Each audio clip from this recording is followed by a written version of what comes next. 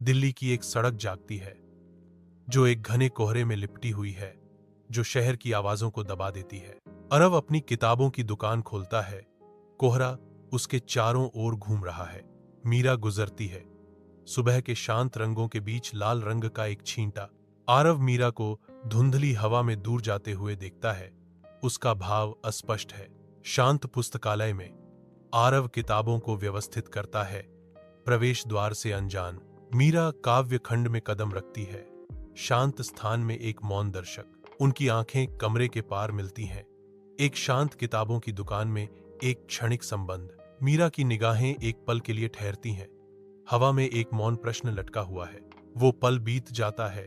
अनकहे शब्द उनके बीच मंडराते रहते हैं। दिल्ली की जीवंत अराजकता भरी सड़क में हवा का एक झोंका मीरा के लाल दुपट्टे को छीन लेता है और उसे उसकी गर्दन से खींचकर आजाद कर देता है।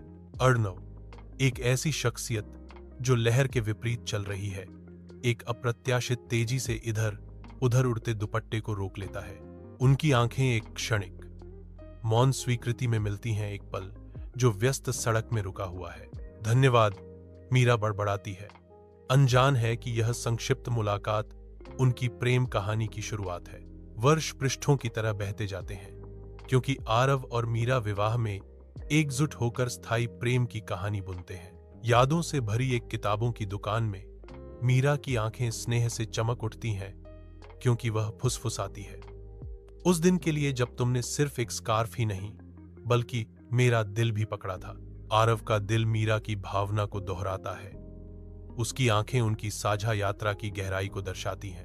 उनकी मुस्कुराहटें आपस में मिलती हैं, एक प्रेम कहानी को सील करते हुए जो एक किताबों की दुकान के शांत कोनों में लिखी गई है, अब जीवन भर के लिए खिल रही है।